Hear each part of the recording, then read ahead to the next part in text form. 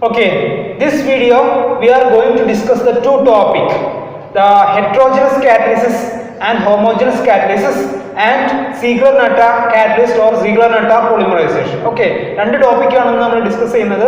ഈ ഹെറ്ററോജനസ് കാറ്റലിസ്റ്റിന്റെ ഇൻട്രൊഡക്ഷനും പിന്നെ Ziegler-Natta polymerization അല്ലെങ്കിൽ Ziegler-Natta കാറ്റലിസ്റ്റും ആണ് ഈ ഒരു വീഡിയോയിൽ നമ്മൾ ഡിസ്കസ് ചെയ്യാൻ പോകുന്നത്. ഓക്കെ, അപ്പോൾ ഇതുവരെ നമ്മൾ പഠിച്ച എല്ലാ കാറ്റലിറ്റിക് സൈക്കിളും ഹോമോജനസ് കാറ്റലിസ്റ്റ് യൂസ് ചെയ്തിട്ടായിരുന്നു, homogeneous organometallic catalyst use ചെയ്തിട്ടായിരുന്നു. ഇനി നമ്മൾ പറയാൻ പോകുന്നത് ഹെറ്ററോജനസ് കാറ്റലിസ്റ്റ് ആണ്. അപ്പോൾ what is the difference between homogeneous and heterogeneous catalyst എന്ന് വെച്ചിട്ടുണ്ടെങ്കിൽ ഹോമോജനസ് കാറ്റലിസ്റ്റും റിയാക്റ്റന്റും കാറ്റലിസ്റ്റും സെയിം ഫേസ്ഡ് ആണെങ്കിൽ അതിന് നമുക്ക് വേണമെങ്കിൽ ഹോമോജനസ് കാറ്റലിസ്റ്റ് എന്ന് പറയാൻ പറ്റും. പൊതുവെ ലിക്വിഡ് ഫേസ്ഡ് ആയിരിക്കും ഉണ്ടാവുക. ദെൻ ഹെറ്ററോജനസ് കാറ്റലിസ്റ്റ് എന്ന് പറഞ്ഞിട്ടുണ്ടെങ്കിൽ റിയാക്റ്റന്റും കാറ്റലിസ്റ്റും ഡിഫറെന്റ് ഫേസ്ഡ് ആണെങ്കിൽ അതിന് നമ്മൾ ഹെറ്ററോജനസ് കാറ്റലിസ്റ്റ് എന്ന് പറയും. അപ്പോൾ പൊതുവെ ഹെറ്ററോജനസ് കാറ്റലിസ്റ്റ് എന്ന് പറയുമ്പോൾ സോളിഡ് സ്റ്റേറ്റിലായിരിക്കും ഉണ്ടാവുക. ഓക്കെ, അപ്പോൾ എന്താണ് ഇതിന്റെ ഒരു ഡിഫറൻസ് എന്ന് വെച്ചിട്ട് അല്ലെങ്കിൽ അഡ്വാൻറ്റേജ് എന്ന് വെച്ചിട്ടുണ്ടെങ്കിൽ ഈ ഹോമോജനസ് കാറ്റലിസ്റ്റ് എപ്പോഴും ഡിസ്അഡ്വാൻറ്റേജ് ആയിട്ട് വരുന്നത് അതിന്റെ റിക്കവറിയാണ് ആഫ്റ്റർ റിയാക്ഷൻ. അപ്പോൾ റിയാക്ട് ചെയ്തതിന് ശേഷം പ്രൊഡക്ട്സ് ആയിരിക്കുന്ന സമയത്ത് ഈ കാറ്റലിസ്റ്റിനെ നമുക്ക് കംപ്ലീറ്റ് ആയിട്ട് റിക്കവർ ചെയ്യാൻ പറ്റില്ല. കംപ്ലീറ്റ് ആയിട്ട് റിക്കവർ ചെയ്യാൻ പറ്റാത്തതിന്റെ പ്രശ്നം എന്താണ്? ഈ ഒരു കാറ്റലിസ്റ്റ് ഈ സെയിം ഫേസിൽ തന്നെ ആയിരിക്കും. അതുപോലെ തന്നെ ഈ കാറ്റലിസ്റ്റ് കണ്ടാമിനേഷൻ, പ്രൊഡക്റ്റിൽ കാറ്റലിസ്റ്റ് കണ്ടാമിനേഷൻ ഉണ്ടാവാനുള്ള സാധ്യതയും കൂടുതലാണ്. പക്ഷേ ഹെറ്ററോജനസ് കാറ്റലിസ്റ്റ് എന്ന് പറയുമ്പോൾ പൊതുവെ ഹെറ്ററോജനസ് കാറ്റലിസ്റ്റിൽ ഒരു സോളിഡ് സപ്പോർട്ടിൽ ഹെൽഡ് ചെയ്തിട്ടുള്ള കാറ്റലിസ്റ്റ് ആയിരിക്കും. അതുകൊണ്ട് തന്നെ അറ്റ് ദ എൻഡ് പ്രൊഡക്റ്റ് സൈഡിൽ നമുക്ക് ഈ കാറ്റലിസ്റ്റിനെ കംപ്ലീറ്റ് ആയിട്ട് റിക്കവർ ചെയ്യാൻ പറ്റും. അതുകൊണ്ട് തന്നെ ഈ പ്രൊഡക്റ്റിൽ കാറ്റലിസ്റ്റ് കണ്ടാമിനേഷൻ എന്ന് പറഞ്ഞിട്ടുണ്ടെങ്കിൽ വളരെ കുറവായിരിക്കും. അതാണ് മേജർ ആയിട്ടുള്ള ഹെറ്ററോജനസ് കാറ്റലിസ്റ്റിന്റെ അഡ്വാൻറ്റേജ്. പക്ഷേ ഹോമോജനസ് കാറ്റലിസ്റ്റിനാണ് വെറൈറ്റി കൂടുതൽ, വെറൈറ്റി ഓഫ് കാറ്റലിസ്റ്റ് കൂടുതലും വരുന്നത് ഹോമോജനസ് കാറ്റലിസ്റ്റിനാണ്. നമുക്ക് എന്താണ് ഹെറ്ററോജനസ് കാറ്റലിസ്റ്റും ഹോമോജനസ് കാറ്റലിസ്റ്റിന്റെ കുറച്ച് കാര്യങ്ങൾ നമുക്ക് ഡിസ്കസ് ചെയ്യാം. Okay, in recent years the utilities of homogeneous hydrogenation, isomerization, oligomerization, carbonylation reactions, etc. have expanded enormously. Okay, അപ്പോൾ ഈ ഹോമോജനസ് കാറ്റലിസ്റ്റിന്റെ അപ്ലിക്കേഷൻ ആണ് കുറച്ചും കൂടി കൂടുതലായിട്ട് വന്നത്. Okay, the commercial process based on homogeneous catalyzed routes are becoming increasingly important as evident by Wacker process and others. Okay, however, homogeneous catalyst can exhibit the problem of product contamination and catalyst loss. Product contamination and catalyst loss, where the products are not readily separated from the catalyst. Then anchoring homogeneous catalyst to polymers or other compounds effectively heterogenizes them. Okay, അപ്പോൾ ഈ homogeneous കാറ്റലിസിനെ നമുക്കൊരു anchor ചെയ്തിട്ട് ഒരു polymer സപ്പോർട്ടിൽ anchor ചെയ്ത് നിർത്തി കഴിഞ്ഞാൽ നമുക്ക് അതിനെ ഹെറ്ററോജനസ് കാറ്റലിസ്റ്റ് എന്നുള്ള ഒരു കാറ്റഗറിയിലേക്ക് കൺവേർട്ട് ചെയ്യാൻ പറ്റും. Okay, anchoring homogeneous catalyst to polymers or other compounds or other solid support effectively heterogenizes them, allowing their use in a fixed beds and simplifying catalyst recovery. Thus, anchoring of homogeneous catalyst has assumed importance. ഇപ്പോൾ ഈ anchoring ചെയ്ത് കഴിഞ്ഞാൽ നമുക്ക് അതിനെ ഹെറ്ററോജനസിലേക്ക് അല്ലെങ്കിൽ ഈ ഹെറ്ററോജനസ് catalyst എന്നുള്ള ഈ ഒരു കാറ്റഗറിയിലേക്ക് കൺവേർട്ട് ചെയ്യാൻ പറ്റും. ഇപ്പോൾ ആങ്കറിങ് എന്ന് പറയുമ്പോൾ ഒരു പോളിമർ സപ്പോർട്ടിൽ അതിനെ എന്ത് ചെയ്യുക, ഹെൽഡ് ചെയ്ത് നിർത്തുക, അല്ലെങ്കിൽ ഒരു പോളിമർ ബെഡിൽ അല്ലെങ്കിൽ ഒരു സോളിഡ് സപ്പോർട്ടിൽ അതിനെ അലുമിന അതുപോലെ തന്നെ ഈ റെസിൻസ് എന്നുള്ള പോളിമർ സപ്പോർട്ടിലൊക്കെ അതിനെ ഹെൽഡ് ചെയ്ത് നിർത്തി കഴിഞ്ഞാൽ അതിനെ ഹെറ്ററോജനസ് കാറ്റലിസ്റ്റിലേക്ക് കൺവേർട്ട് ചെയ്യാൻ പറ്റും. In the development and planning of new process it is very important to compare the carefully and advantages and disadvantages of both the catalysts. A comparison of important aspects of homogeneous and heterogeneous catalysts. We are going to discuss the comparison of homogeneous catalysts and heterogeneous catalysts. Okay, aspects. Active centers നോക്കുകയാണെങ്കിൽ homogeneous കാറ്റലിസ്റ്റിന്റെ all metal atoms. All metal atoms are active centers, but in heterogeneous catalysis only surface atoms, എന്താണ് ഈ സോളിഡ്സിന്റെ സർഫസിൽ വരുന്ന solid സപ്പോർട്ടിന്റെ സർഫസിൽ വരുന്ന metals മാത്രമേ active ആവുള്ളൂ. അതൊരു ഹെറ്ററോജനസ് കാറ്റലിസ്റ്റിന്റെ ഡീമെറിറ്റ് ആണ്. ഇനി കോൺസെൻട്രേഷൻ നോക്കുകയാണെങ്കിൽ സെക്കൻഡ് ആസ്പെക്ട് ഇറ്റ്സ് കോൺസെൻട്രേഷൻ. ഇപ്പോൾ homogeneous catalyst small concentration is enough to catalyse all the process, but heterogeneous catalyst high concentration heterogeneous catalyst വേണം നമുക്ക് റിയാക്ഷൻ നടത്താൻ. Okay, then next diffusion problem not present in homogeneous catalyst. But present in heterogeneous catalyst. എന്താണ് diffusion problem എന്ന് പറഞ്ഞിട്ടുണ്ടെങ്കിൽ ഈ സോൾവെന്റിലേക്ക് നമ്മൾ heterogeneous catalyst add ചെയ്ത് കഴിഞ്ഞാൽ അത് കംപ്ലീറ്റ് ഡിസോൾവ് ആയിട്ട് എല്ലാ ഒരു റിയാക്ടന്റിനും കൂടി റിയാക്ട് ചെയ്യാനുള്ള സാധ്യത കുറവാണ്. പക്ഷേ ഹോമോജനസ് കാറ്റലിസ്റ്റ് സെയിം ഫേസ് തന്നെ ആയതുകൊണ്ട് there is no diffusion problems in homogeneous catalysis, but in heterogeneous catalysis there is a diffusion problems. Then structure of catalyst, another aspect is structure of catalyst, but in homogeneous catalysis the correct structure of homogeneous catalyst is known. Okay, ഈ homogeneous catalyst ന്റെ കേസിൽ അതിന്റെ correct structure നമുക്ക് കണ്ടുപിടിക്കാൻ പറ്റും, but in heterogeneous catalyst correct structure is unknown. Then stoichiometry of homogeneous catalysis is known. അല്ലേ, നമുക്ക് stoichiometry വളരെ കറക്റ്റ് ആയിട്ട് നമുക്ക് ആഡ് ചെയ്യാനും ഒക്കെ പറ്റും. പക്ഷേ homogeneous catalysis ആണെങ്കിൽ നമുക്ക് stoichiometry unknown ആണ്. അതുപോലെ തന്നെ modification possibility very high in homogeneous catalysis but in small in heterogeneous catalysis. Okay, then reaction condition for preparing the catalyst, അത് ഹോമോജനസ് കാറ്റലിസ്റ്റിനാണെങ്കിൽ മൈൽഡ് ആണ്, പക്ഷേ ഹെട്രോജനസ് കാറ്റലിസ്റ്റിൽ സിവിയർ ആണ്. ഓക്കെ, ദെൻ കാറ്റലിസ്റ്റ് സെപ്പറേഷൻ, അതാണ് ഒരു മേജർ ആയിട്ടുള്ള ഹെട്രോജനസ് കാറ്റലിസ്റ്റിന്റെ അഡ്വാൻറ്റേജ്. അപ്പോൾ catalyst separation is not easy in homogeneous catalyst. എന്തുകൊണ്ടാണ് ഈസി അല്ലാത്തത്?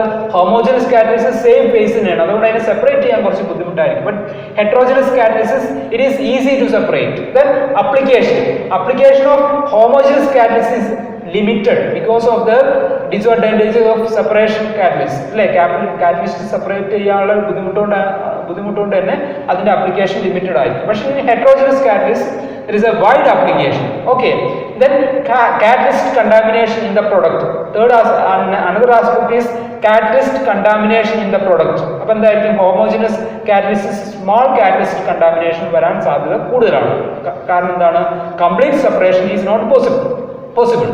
But in heterogeneous catalyst there is no such catalyst contamination. That means the nil നമുക്ക് heterogeneous കാറ്റലിസ്റ്റിന്റെ കേസിൽ നിൽ എന്ന് പറയാൻ പറ്റും. Okay, then the advantages of homogeneous catalysts outweigh the disadvantages because the greater variety of possible and specifically designed reactions promise a bright future with regard to homogeneous catalyst. പക്ഷേ എത്രത്തോളം disadvantages ഉണ്ടെങ്കിലും possibility കൂടുതലും homogeneous catalyst ആണ്. കാരണം എന്താണ്?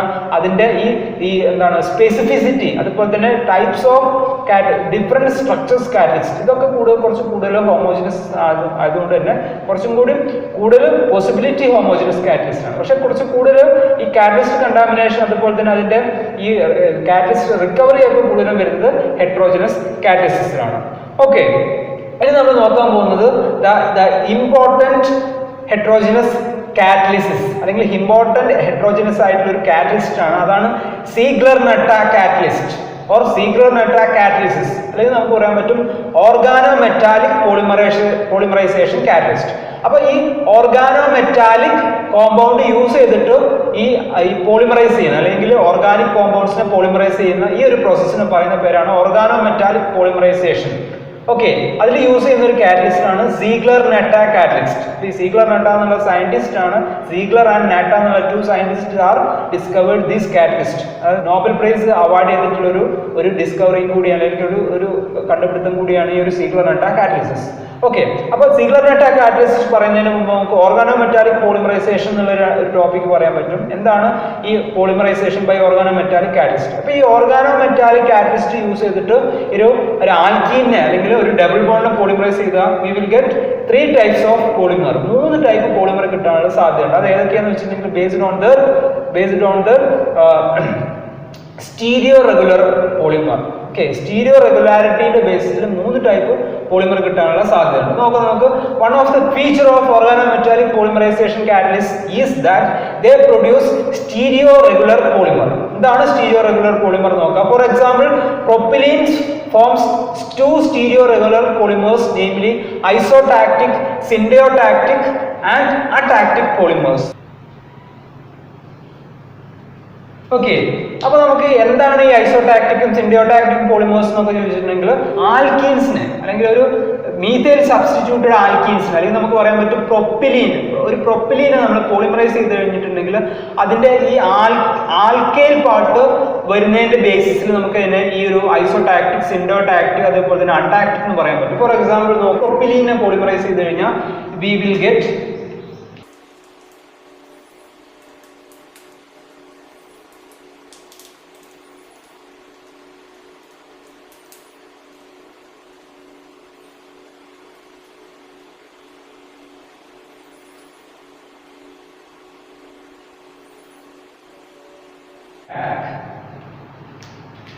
അപ്പോൾ പൊതുവേ സീഗ്ലർ-നട്ട polymerisation ചെയ്തു കഴിഞ്ഞാൽ അല്ലെങ്കിൽ സീഗ്ലർ-നട്ട കാറ്റലിസിസ് യൂസ് ചെയ്തിട്ട് പോളിമറൈസേഷൻ ചെയ്തു കഴിഞ്ഞാൽ we will get isotactic polymers. Isotactic polymers in the methyl group always lie in the same side of the chain. methyl group എപ്പോഴും സെയിം സൈഡിലായിരിക്കും ഉണ്ടാവുക. അപ്പോൾ നമുക്ക് സീഗ്ലർ-നട്ട പോളിമറൈസേഷൻ വഴി അതിന്റെ സ്റ്റീരിയോ റെഗുലാരിറ്റി മെയിൻറ്റെയിൻ ചെയ്യാൻ പറ്റും, അല്ലെങ്കിൽ ഐസോടാക്റ്റിക് പോളിമേഴ്സ് നമുക്ക് പ്രൊഡ്യൂസ് ചെയ്യാൻ പറ്റും. അതാണ് ഈ സീഗ്ലർ-നട്ട കാറ്റലിസിന്റെ പ്രാധാന്യം. നോക്കാം നമുക്ക് importance of Ziegler Natta catalysis. Ziegler Natta കാറ്റലിസിന്റെ importance of Ziegler-Natta catalysis. The Ziegler-Natta catalysis of alkenes polymerization, which operates at modest temperature and pressure, leads to the formation of stereoregular polymer, for example isotactic polymers. This is in direct contrast to the high temperature and high pressure polymerization of alkenes. Okay, പൊതുവെ നമ്മൾ ഈ alkene polymerise ചെയ്യുക high ടെമ്പറേച്ചറിലും high പ്രഷറിലുമാണ്. ഈഥിലീൻ, പോളിഈഥീൻ ഒക്കെ ചെയ്യാറ് high പ്രഷറിലും high ടെമ്പറേച്ചറാണ്. പക്ഷേ ഈ സീഗ്ലർ-നട്ട catalyst use ചെയ്തിട്ട് നമുക്ക് ലോ ടെമ്പറേച്ചർ അല്ലെങ്കിൽ മൈൽഡ് ടെമ്പറേച്ചറിലും മോഡസ്റ്റ് ടെമ്പറേച്ചറിലും പ്രഷറിലും നമുക്ക് എന്ത് ചെയ്യാൻ പറ്റും, പോളിമറൈസേഷൻ ചെയ്യാൻ പറ്റും. അതുപോലെ തന്നെ the stereo regularity often introduce some very desirable properties into the polymers. In this process, the alkene polymerize in such a way as to yield long linear head to tail chain consisting of a sequence of monomeric unit having the same steric arrangement. Okay, in this process the alkene polymerize in such a way as to yield long linear head to tail chain consisting of sequence of monomeric unit having the same steric arrangement. Okay, these polymers are called isotactic polymers. അപ്പോൾ isotactic polymers കിട്ടാൻ വേണ്ടി നമ്മൾ പൊതുവെ സീഗ്ലർ-നട്ട catalyst ആണ് use ചെയ്യാറ്. Okay, the advantage of stereo regularity are that it conveys the great mechanical strength to polymers, enabling it used in making string and rope as well as more rigid articles such as industrial buckets. They possess higher melting point and stronger than nylon. അപ്പോൾ ഇത്തരം ഒരു stereo regularity വരുന്നതുകൊണ്ട് തന്നെ അതിന്റെ ഈ hardness അതുപോലെ തന്നെ അതിന്റെ ഒരു സ്ട്രെങ്ത് ഒക്കെ കുറച്ചും കൂടി കൂടുതൽ എൻഹാൻസ് ചെയ്യുന്നതായിട്ട് നമുക്ക് കാണാൻ പറ്റും. ഓക്കെ, ഇനി പറയാൻ പോകുന്നത് mechanism of Ziegler Natta catalysis. Ziegler Natta കാറ്റലിസിന്റെ മെക്കാനിസം ആണ് ഇനി നമ്മൾ പറയാൻ പോകുന്നത്. Okay, mechanism of Ziegler Natta catalysis. The mechanism of Ziegler-Natta catalysis. Okay, the most familiar example of Ziegler-Natta catalysis is one formed from TiCl4 and AlC2H5 thrice. പൊതുവെ നമുക്ക് ഈ Ziegler-Natta catalysis എങ്ങനെ കിട്ടുന്നു വെച്ചിട്ടുണ്ടെങ്കിൽ ഈ ടൈറ്റാനിയം ടെട്രാക്ലോറൈഡും അതുപോലെ തന്നെ ഈഥൈൽ അലുമിനിയം തമ്മിൽ റിയാക്ട് ചെയ്തിട്ടാണ് പൊതുവെ നമുക്ക് ഈ Ziegler-Natta കാറ്റലിസിസ് കിട്ടുന്നത്. Okay, the components react in a ways that is not completely understood but it may involve the following steps. അപ്പോൾ കംപ്ലീറ്റ് ഇതിന്റെ മെക്കാനിസം നമുക്ക് കറക്റ്റ് പറയാൻ പറ്റില്ല, പക്ഷേ ഏകദേശം നമുക്കൊരു മെക്കാനിസം ഈ രീതിയിൽ പറയാൻ പറ്റും. അപ്പം ഈ TiCl4ഉം AlC2H5 ത്രൈസും തമ്മിൽ റിയാക്ട് ചെയ്തിട്ടാണ് ആക്ച്വലി ഇതിന്റെ കറക്റ്റ് കാറ്റലിസ്റ്റ് ഉണ്ടാവുന്നത്. നമുക്ക് TiCl4 plus AlC2H5 thrice react ചെയ്തിട്ട് we will get TiC2H5Cl3 ഒരു Ziegler-Natta catalyst, Ziegler-Natta പ്രൊഡക്റ്റ് കിട്ടും. ഓക്കെ, ദെൻ ഒരു സീസൽ സാൾട്ട് ടൈപ്പ് പ്രൊഡക്റ്റ് കിട്ടും. Then we will get AlCl2H5 twice. Then TiCl3 C2H5 react to form HCl and C2H4 plus TiCl2 കിട്ടും. Then next TiCl3 C2H5 plus HCl we will get C2H6 plus TiCl4. അപ്പോൾ എന്തിനാണ് ഈ രണ്ട് step എന്ന് വെച്ചിട്ടുണ്ടെങ്കിൽ TiCl2 TiCl4 കിട്ടാൻ വേണ്ടിയിട്ടാണ് ഈ രണ്ട് സ്റ്റെപ്പ് നമ്മൾ ചെയ്യുന്നത്. Then ഈ TiCl4ഉം TiCl2 തമ്മിൽ റിയാക്ട് ചെയ്തിട്ട് we will get 2TiCl3. This TiCl3 acts as a catalyst. ഈ ഒരു TiCl3 ആണ് കാറ്റലിസ്റ്റ് ആയിട്ട് ഇവിടെ ആക്ട് ചെയ്യുന്നത്. നമുക്ക് thus if an inert hydrocarbonous solvent is used, an insoluble mixed halide alkyl complex of aluminum and titanium of variable composition is formed. This is an active catalyst for the polymerization of ethylene presumably acting as a heterogeneous catalyst. Okay. അപ്പോൾ ഈ ഒരു TiCl3 use ചെയ്തിട്ടാണ് നമുക്ക് catalysis process നടത്തുന്നത്. Okay, several similar mechanism have been proposed for this catalytic process. The most widely accepted of these is outlined here. Okay, then to understand how the catalyst works, we must look the crystal structure of TiCl3. ഇനി TiCl3 ന്റെ crystal structure നമ്മൾ നോക്കുകയാണെങ്കിൽ നമുക്കൊരു variety application നമുക്ക് കാണാൻ പറ്റും.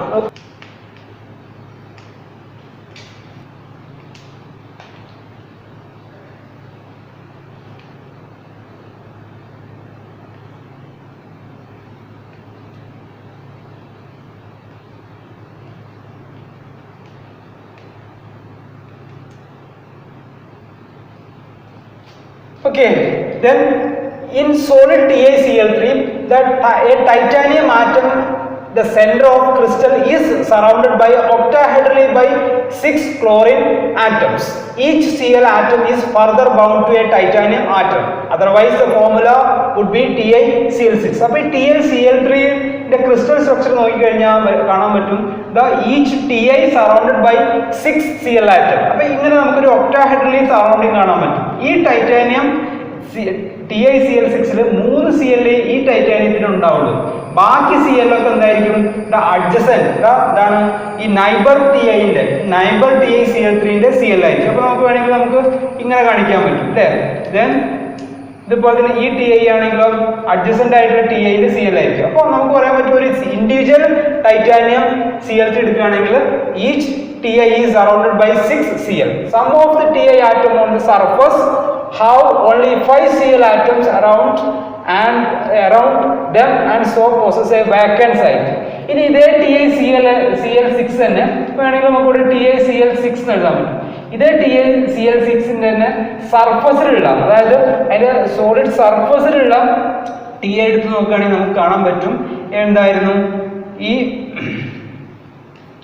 ഒരു position സർഫസിലുള്ള ഒരു TiCl ന്റെ പൊസിഷൻ എന്തായിരിക്കും? വേക്കന്റ് ആയിരിക്കും. നമുക്ക് ഇങ്ങനെ കാണാൻ പറ്റുള്ളൂ. അതായത് TiCl5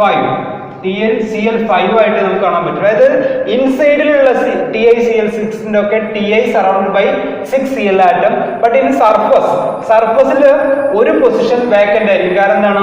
അവിടെ അഡ്ജസന്റ് Ti ഇല്ലാത്തതുകൊണ്ട് തന്നെ അവിടെ എന്താണ് പറയാം ഈ Cl കോർഡിനേഷൻ ഉണ്ടാവില്ല. അപ്പൊ സർഫസിലുള്ള Ti എന്ന് പറയുമ്പോൾ TiCl5 ആയിരിക്കും. ദാറ്റ് മീൻസ് ഇതാണ് one vacant site. On treating such crystals TiCl3 with AlEt thrice, this vacant site is alkylated. അപ്പോൾ ഈ ഒരു സർഫസിലുള്ള TiCl5 ഉം ഈ AlC2H5 തമ്മിൽ റിയാക്ട് ചെയ്ത് കഴിഞ്ഞാൽ ഈ ഒരു പാർട്ട് ആൽക്കൈലേറ്റ് ചെയ്യും by means of AlC2H5 thrice അല്ലേ. അപ്പോൾ ഈ TiCl5 ഉം ഈ AlEt thrice നമ്മൾ റിയാക്ട് ചെയ്ത് കഴിഞ്ഞാൽ ഈ സർഫസിലുള്ള ഈ വാക്കന്റ് സൈറ്റ് ആൽക്കൈലേറ്റ് ചെയ്യും. ഇങ്ങനെ ആൽക്കൈലേറ്റ് ചെയ്തിട്ടാണ് ഈ പോളിമറൈസേഷൻ സ്റ്റാർട്ട് ചെയ്യുന്നത്. Okay, the starred Cls, this starred Cl indicates the Cl bound to the second Ti and the unstarred Cl's atoms lies on the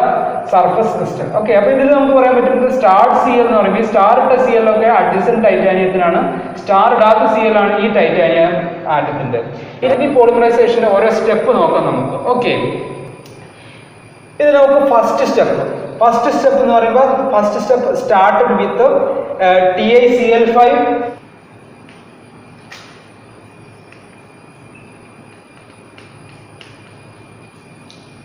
first step എങ്ങനെ സ്റ്റാർട്ട് ചെയ്യാം?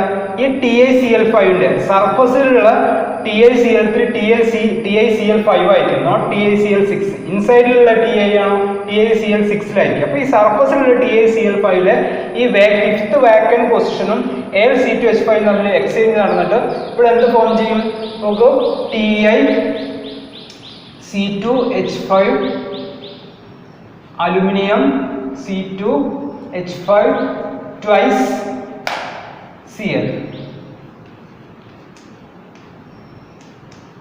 ഇങ്ങനൊരു സ്ട്രക്ചറാണ് നമുക്ക് കിട്ടുന്നത്. അതായത് ഈ അലുമിനിയം C2H5 ത്രൈസിന് ഒരു C2H5 ഈ വേക്കന്റ് പൊസിഷനിലേക്ക് കോർഡിനേറ്റ് ചെയ്യും. അതുപോലെ തന്നെ അലുമിനിയം Cl തമ്മിൽ ഒരു പുതിയ ബോണ്ട് ഫോം ചെയ്യുകയും ചെയ്യും. അപ്പോൾ നമുക്ക് കിട്ടുന്ന നെക്സ്റ്റ് സ്ട്രക്ചർ എന്തായിരിക്കും? ഈ C2H5 ഈ C2H5 അതായത് അലുമിനിയത്തിൽ ഉണ്ടാകുന്ന C2H5 ടൈറ്റാനിയം തമ്മിൽ കോർഡിനേറ്റ് ചെയ്യും. അലുമിനിയം ഈ Cl അവിടെ എന്ത് ചെയ്യും? അബ്സ്ട്രാക്ട് ചെയ്യും. So here another vacant site produced here. ഇവിടെ ഒരു വാക്കന്റ് സൈറ്റ് പ്രൊഡ്യൂസ് ചെയ്യും. അപ്പോൾ നമുക്ക് കിട്ടുന്ന സ്ട്രക്ചർ നോക്കുക. Titanium C2H5 Cl Cl Cl Cl here a vacant site plus Al Cl C2H5 twice അല്ലേ? ഇവിടെ ഒരു വേക്കൻറ്റ് സൈറ്റ് കിട്ടി. ഇനി എന്താണ് നെക്സ്റ്റ് സ്റ്റെപ്പ്? എന്താണ്? ഈ വേക്കൻറ്റ് സൈറ്റിലേക്കാണ് നമ്മൾ ആൽക്കീൻ പോളിമറൈസേഷൻ നടത്താൻ വേണ്ട ആൽക്കീൻ റിയാക്ട് ചെയ്യുന്നത്. പോളിമറൈസേഷൻ നടത്തുന്ന ആൽക്കീൻ എങ്ങനെ റിയാക്ട് ചെയ്യുന്നത് വെച്ചിട്ടുണ്ടെങ്കിൽ react with alkene CH2 double bond CH2. എങ്ങനെ? ഫസ്റ്റ് സ്റ്റെപ്പിൽ ഒരു പോളിമറൈസേഷൻ നടക്കും. Ti CH2 CH2 then Cl Cl Cl Cl C2H5. That means these alkenes coordinate this titanium in the vacant site. Okay, നമുക്ക് mechanism പറയാൻ പറ്റും. എന്താണ്? In the alkylated product, the vacancy in the coordination shell of the titanium atom is still present but in the fresh position. This vacant site is potentially capable of coordinating an alkene such as C2H4. Potentially coordinating with a alkene C2H4. The alkene coordinate to titanium atoms as a pi donor in its vacant coordination site. അല്ലേ? ഈ vacant coordination site pi donor വഴിയാണ് ഇത് coordinate ചെയ്യുന്നത്. Okay. Then the electropositive nature of the titanium atoms allows the electron in the titanium C2H5 bond to flow towards C2H5. Okay, ഈ C2H5 ലേക്ക് ഈ electron flow ചെയ്യുന്നതായിട്ട് നമുക്ക് കാണാൻ പറ്റും. Okay, towards the C2H5. This weakens the bond which is labeled and is cis newly arrived alkenes pi bond. Okay, when the alkene and alkyl groups are bound to adjacent site on the metal atoms, they react, give what is known as an insertion products through the concerted four-center arrangement. Okay, അപ്പോൾ ഈ ഒരു ആൽക്കീനും ഈ ഒരു C2H5 adjacent പൊസിഷനിലാണ്. അപ്പോൾ എന്താണ്? ഈ ആൽക്കീനും ഇതിലേക്ക് pi electron donate ചെയ്യുന്നതിന്റെ കൂടെ തന്നെ ഈ ടൈറ്റാനിയം ഈ C2H5ലേക്കും അതിന്റെ ഇലക്ട്രോൺ ഡൊണേറ്റ് ചെയ്യും. സ്വാഭാവികമായിട്ട് ഇവിടെ ഒരു cyclic 4 membered transition state form ചെയ്യും. ആക്ച്വലി ഇവിടെ എന്താ നടക്കുക എന്ന് വെച്ചിട്ടുണ്ടെങ്കിൽ this alkene inserted in between titanium C2H5 bond or this alkene inserted in between titanium alkyl bond. ഈ ആൽക്കൈൽ ബോണ്ടിലേക്ക് ഈ ഒരു ആൽക്കീൻ ഇൻസേർട്ട് ചെയ്യും by means of cyclic transition state. ഇവിടെ ഒരു സൈക്ലിക് ട്രാൻസിഷൻ സ്റ്റേറ്റ് ആണ് നടക്കുന്നത്. Okay, it's a 4 membered arrangement. Okay, നമുക്ക് പറയാൻ പറ്റും എന്താണ്? They react to gives what is known as A insertion products through a concerted four-centered arrangement. This step is assumed to be the rate determining step. ഈ ഒരു step ആണ് ഇവിടുത്തെ rate determining step ആയിട്ട് നമ്മൾ പറയുന്നത്. ഈ റേറ്റ് ഡിറ്റർമിനിങ് സ്റ്റെപ്പ് നമുക്ക് എങ്ങനെ കാണിക്കുക? Cl നോക്കൂ, നമുക്ക് C2H5 then CH നമുക്ക് ഇങ്ങനെ ഒരു സൈക്ലിക് 4 മെമ്പേർഡ് ട്രാൻസിഷൻ സ്റ്റേറ്റ് ആയിട്ട് നമുക്ക് ഇവിടെ കാണിക്കാൻ പറ്റും. ഇനിയോ നെക്സ്റ്റ് ഈ ബോണ്ട് ബ്രേക്ക് ചെയ്യും, ഈ ബോണ്ട് ഫോം ചെയ്യും. ഓക്കെ, ഈ ബോണ്ട് ബ്രേക്ക് ചെയ്യും, ഈ ബോണ്ട് ഫോം ചെയ്യും. അപ്പോൾ നമുക്ക് പറയാൻ പറ്റും എന്താണ്? Say this is the rate determining step. Rate determining step ആയിട്ട് നമുക്ക് പറയാൻ പറ്റും. അപ്പോൾ നമുക്ക് പറയാൻ പറ്റും എന്താണ്? Here another vacant site produced ഇവിടെ ഹിയർ ഒരു അനദർ ഈ ഒരു C2H5 ഈ ആൽക്കീനിലേക്ക് പോകുന്നതോടുകൂടി ഇവിടെ ഒരു വാക്കന്റ് സൈറ്റ് പ്രൊഡ്യൂസ് ചെയ്ത് അനദർ വാക്കന്റ് സൈറ്റ് പ്രൊഡ്യൂസ്ഡ്. ഈ അനദർ വാക്കന്റ് സൈറ്റിലേക്ക് വീണ്ടും ആൽക്കീൻ കോർഡിനേറ്റ് ചെയ്യും. വീണ്ടും ആൽക്കീൻ കോർഡിനേറ്റ് ചെയ്തിട്ട് ഈ അഡ്ജസന്റ് ആയിട്ടുള്ള ആൽക്കീനും ആൽക്കീനും തമ്മിൽ സൈക്ലിക് 4 മെമ്പേർഡ് ട്രാൻസിഷൻ സ്റ്റേറ്റ് വീണ്ടും ഫോം ചെയ്യും. വീണ്ടും ഫോം ചെയ്തതിന് ശേഷം അവിടെ എന്താണ്? ഒരു ആൽക്കീൻ ഇൻസേർഷൻ നടക്കും. ഈ ആൽക്കീൻ ഇൻസേർഷൻ നടക്കുമ്പോൾ വീണ്ടും ഒരു കോർഡിനേറ്റ് ഒരു വാക്കന്റ് പൊസിഷൻ വരും. അവിടെ വീണ്ടും ആൽക്കീൻ ഇൻസേർട്ട് ചെയ്യും. അപ്പോൾ ഈ ഒരു പ്രോസസ് കണ്ടിന്യൂസ് ആയിട്ട് ഇങ്ങനെ നടന്നുകൊണ്ടേയിരിക്കും. That means the polymerization takes place here. Okay, the alkyl groups shift to one carbon of the alkene double bond while the other carbon develop a sigma bond to the titanium atom. When the arrangement of the alkyl onto the alkene carbon is complete, the new coordination site is opened up to the titanium atoms to cis to the new longer alkyl groups. അപ്പോൾ ഈ ഒരു coordinate ചെയ്യുന്ന എല്ലാ ആൽക്കീനും സിസ് പൊസിഷനിലായിരിക്കും coordinate ചെയ്യുക. അതുകൊണ്ട് തന്നെ നമുക്ക് കിട്ടുന്ന പ്രൊഡക്റ്റ് കോർഡിനേറ്റ് ചെയ്യുന്ന ആൽക്കീനൊക്കെ സിസ് പൊസിഷൻ ആയതുകൊണ്ട് തന്നെ ഒരു സ്റ്റീരിയോ റെഗുലർ അറേഞ്ച്മെന്റ് ഉണ്ടാവും. ഓക്കെ, നമുക്ക് പറയാൻ പറ്റും when the arrangement of the alkyl onto the alkene carbon is complete, the new coordination site is opened up to the titanium cis to the new longer alkene groups. This regeneration of the vacant site enables the process to be repeated. അപ്പോൾ നമുക്ക് ഇങ്ങനെ ഒരു സിസ് position തന്നെ വീണ്ടും വീണ്ടും alkene വരുന്നതുകൊണ്ട് തന്നെ നമുക്ക് ഇതിന്റെ സ്റ്റീരിയോ റെഗുലാരിറ്റി പറയാൻ പറ്റും. എന്തായിരിക്കും?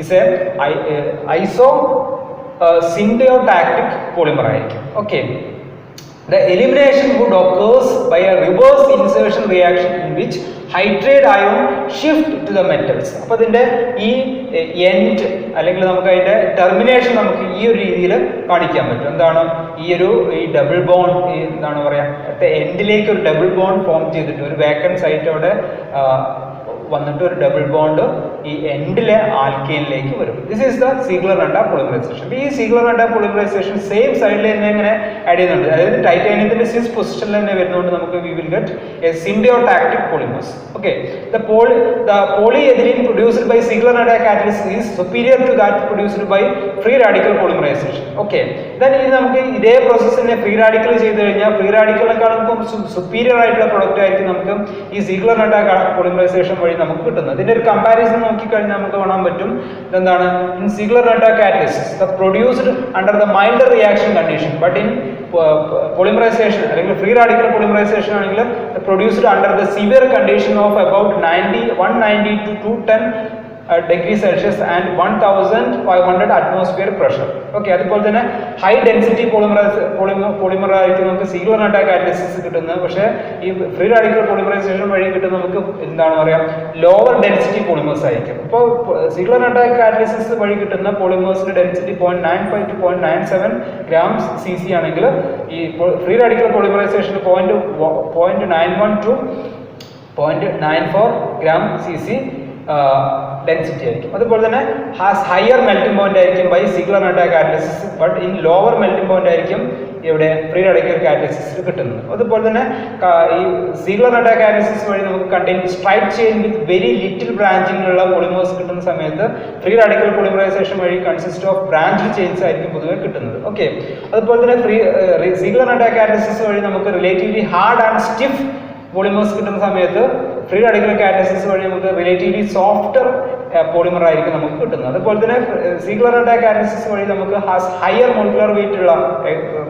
For example 20,000 to 30,000 molecular weight ഉള്ള പോളിമർ ആയിരിക്കും കിട്ടുന്നുണ്ടെങ്കിൽ നമുക്ക് ഫ്രീ റാഡിക്കൽ കാറ്റലിസിസ് വഴി നമുക്ക് as relatively lower molecular weight ഉള്ള പോളിമർ ആയിരിക്കും കിട്ടുന്നത്. Okay, this is the comparison of Ziegler-Natta catalysis and free radical catalysis. Okay, അപ്പോൾ ഇത്രയും കാര്യങ്ങളാണ് നമുക്ക് ഈ Ziegler-Natta കാറ്റലിസിസിൽ പറയാനുള്ളത്. Okay, thank you.